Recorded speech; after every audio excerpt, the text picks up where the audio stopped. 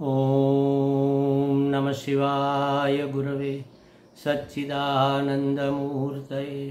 निष्प्रपंचाय शांताय निरालंबाय तेजसे।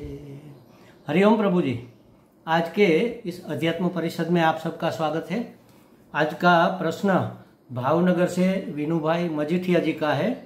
उन्होंने पूछा है कि वचनामृत का सतत वांचन करना माने आध्यात्मिक वांचन करना अच्छा है या ध्यान करना अच्छा है।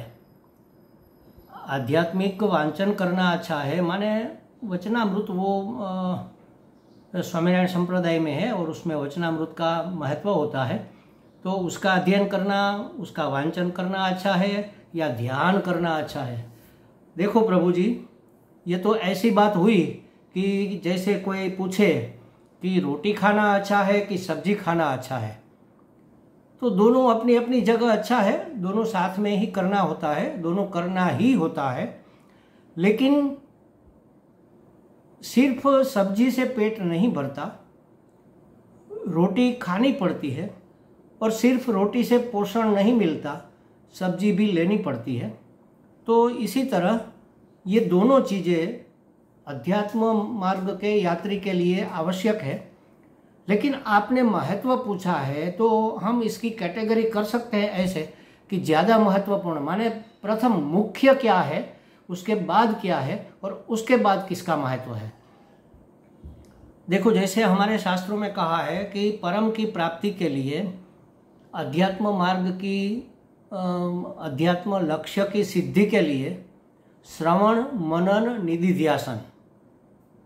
याज्ञवल्क्य ने मैत्रेयी जी को कहा कि आत्मा वा अरे द्रष्टव्य, आत्मदर्शन करना चाहिए। दर्शन करना माने आत्मा का दर्शन करना नहीं,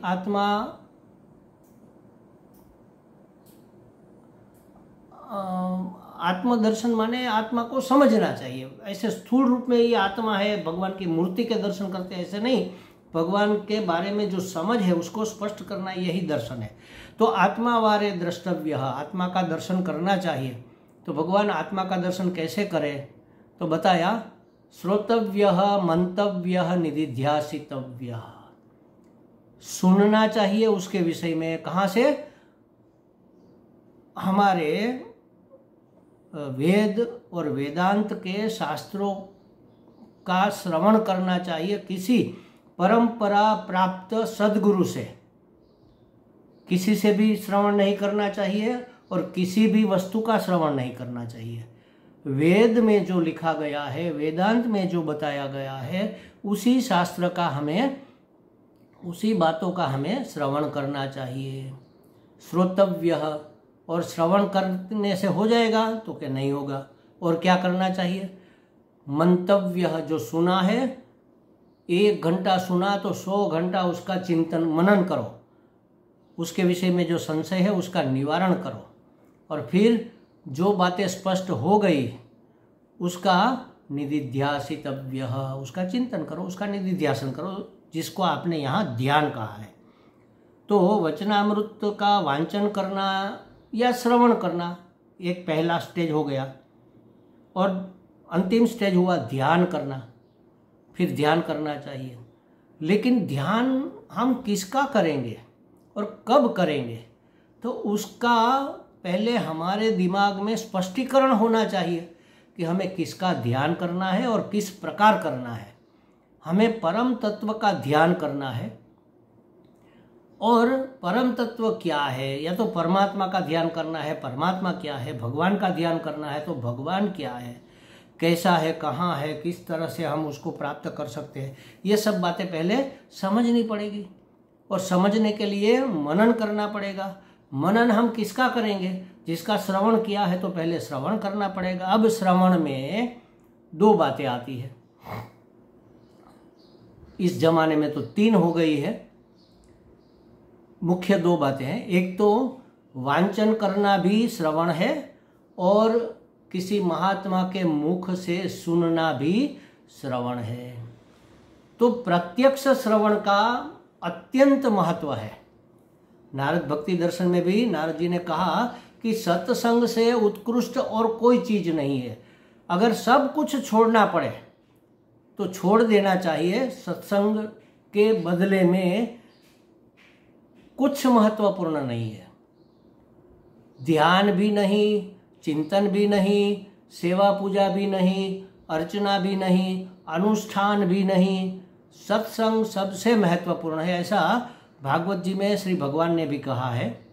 तो संतों के संग में रहकर शास्त्र का श्रवण करना ही सत्संग है। तो प्रत्यक्ष श्रवण का सबसे ज्यादा महत्वपूर्ण है, प्रत्यक्ष श्रवण। और हमारे विनू भाई जी को तो प्रत्यक्ष श्रवण कम से कम मिलता है, वो तो कम से कम प्रत्यक्ष श्रवण करते हैं। कभी कभी आते हैं सत्संग में, कभी नहीं भी आते हैं, उसकी अपनी मर्यादा है, उसका अपना व्यवसाय है, उसका अपना जीवन भी है। 2 बार में अभी भावनगर हमारे कैंप हो गए, एक चिन्मय शिवानंद मिशन में हो गया, एक राधा बहन जी के यहाँ रामदास में हो गया, लेकिन 2 में से किसी में हमने उसके दर्शन नहीं किए। 1 साल पहले किए थे और 1 साल के बाद अब करेंगे मार्च में, लास्ट मार्च में हम उनसे मिले थे, वो सत्संग में आते थे। तो प्रत्यक्ष श्रवण का बहुत महत्व है महाराज। सब कुछ छोड़ने पर अगर सत्संग मिलता है, प्रत्यक्ष श्रवण मिलता है, तो वह प्राप्त करना चाहिए। योग वशिष्ठ रामायण में वशिष्ठ मुनि राम जी को समझाते हुए कहते हैं कि प्रत्यक्ष श्रवण का क्या महत्व है, सत्संग जिसको कहते हैं इसका क्या महत्व है। तो कहते हैं कि चांडाल के घड़ा फूट जाता है ना, तो वो ठिकरा हो जाता है। चांडाल के घर से ठिकरे में भिक्षा मांग कर खाना पड़े और उसके बदले में अगर सत्संग मिलता है तो लेना चाहिए। मतलब कहाँ तक हम भोग दे सकते हैं, किस किस चीज के हम बलि दे सकते हैं। राम है, भगवान का अवतार है, राजा के राजकुमार है, या तो राजा होने वाले हैं, समझ लो वो पट्टशी से वो है, राजकुमार है। उसको भी अगर सब छोड़कर भिक्षा मांगने पड़े, और ऐसी भिक्षा कि उसके पास मांगने के लिए कोई साधन भी ना हो, सब त्याग दिया, अब ठिकरा में लेना है भिक्षा। और कहाँ से लेना है?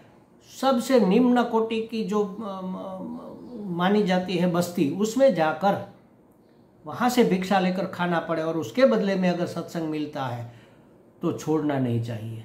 वो सस्ता है, समझ लो उसका मूल्य। तो प्रत्यक्ष श्रवण का इतना महत्व है। अगर प्रत्यक्ष श्रवण नहीं मिलता है तो फिर आप वांछन करो, लेकिन अपने आप अध्ययन करने से बातें समझ में नहीं आएगी। शंकराचार्य जी महाराज ने कहा है कि चाहे कितना भी बड़ा विद्वान क्यों ना हो, कितना भी बड़ा विद्वान पंडित ही क्यों ना हो, लेकिन शास्त्रों का अन्वेषण उसे अपने आप नहीं करना चाहिए, किसी सद्गुरु से जाकर शास्त्र को समझना चाहिए। इसका एक अलग इफेक्ट होता है, इसकी एक अलग उसका एक अलग असर होता है। अंधकार दूर करने के लिए प्रत्यक्ष दीपक की जरूरत पड़ती है। तो प्रत्यक्ष श्रवण का सबसे ज़्यादा महत्व है, माने सत्संग का सबसे पहला स्थान है। अगर सत्संग नहीं मिल रहा है या तो मिला हुआ है और उसकी सप्लीमेंट्री के रूप में आप वांचन करते हो तो ये उत्तम है। तो वांचन श्रेष्ठ है, और जो वांचन किया हुआ है या तो जो श्रवण किया हुआ है उसके ऊपर मनन करना चाहिए। काम काज करते हुए, आते जाते हुए उसके बारे में सोचते रहो कि घनश्याम महाराज ने वचनामृत में क्या कहा। वचनामृत वैसे तो जीवन कैसे जीना चाहिए, जीवन रीति बताने की ये वो है, कोर्स है, वो आध्यात्मिक जीवन जीने का तरीका है। अध्यात्म में जिसे आगे बढ़ना है उसको अधिकारित्व प्राप्त करने का यह तरीका है। जैसे हमारे यहाँ कहते हैं कि साधन चतुष्टय संपन्न होना चाहिए, बस वही बातें दूसरे दूसरे शब्दों में वहाँ पर बताई गई है। तो बहुत अच्छी बात है, वह पढ़ना चाहिए, फिर सोचना चाहिए महाराज क्या कहना चाहते हैं, पर उसको जीवन में उतारना चाहिए। और जीवन में उतारने के लिए जो पढ़ी हुई सोची हुई बातें हैं उसको दृढ़ करना पड़ता है, और दृढ़ करने के लिए ध्यान करना चाहिए।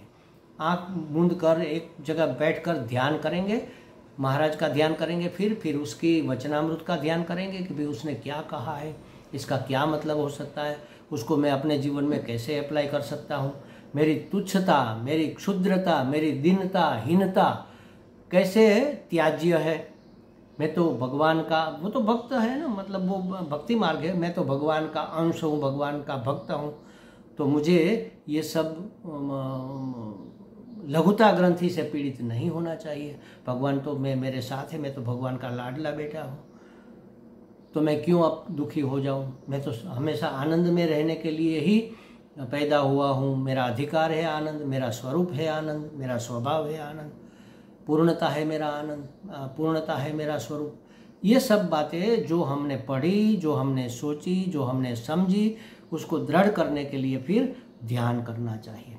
तो यहाँ ये सवाल रहता नहीं कि वचनामृत का सतत वांचन करना अच्छा है या ध्यान करना। तो वांचन करना ज़्यादा अच्छा है और सतत वांचन करना और भी ज़्यादा अच्छा है। और वांचन किया हुआ मनन करना, उसके बारे में सोचते रहना कि क्या वास्तव में क्या कहना चाहते हैं, उसको हम जीवन में कैसे अप्लाई करें, इसको मनन कहते हैं। ये उससे भी अच्छा है। और ये हो जाए तब फिर उस बात को जो समझी, जो स्पष्ट हुई, उसको दृढ़ करने के लिए ध्यान करना चाहिए। तो रोटी भी जरूरी है और सब्जी भी आवश्यक है, दोनों आवश्यक है, लेकिन पहला कदम तो ये श्रवण होना चाहिए या तो वांचन होना चाहिए उसके अवधि में। लेकिन अगर आपको मिल सकता है सत्संग कहीं से भी, तो उसको प्राप्त कर लो। किसी भी मूल्य पर सत्संग हमें खोना नहीं चाहिए। चाहे जो भी गंवाना पड़े वह गंवा देना, त्यागना पड़े वह त्याग देना, छोड़ना पड़े वह छोड़ देना, लेकिन सत्संग को कभी नहीं छोड़ना चाहिए।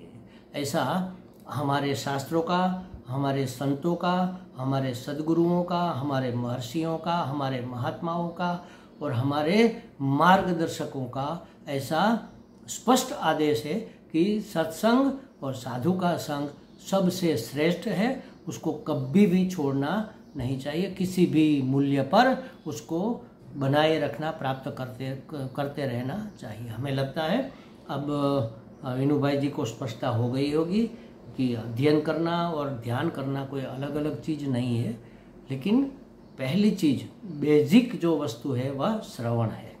हरि ओम।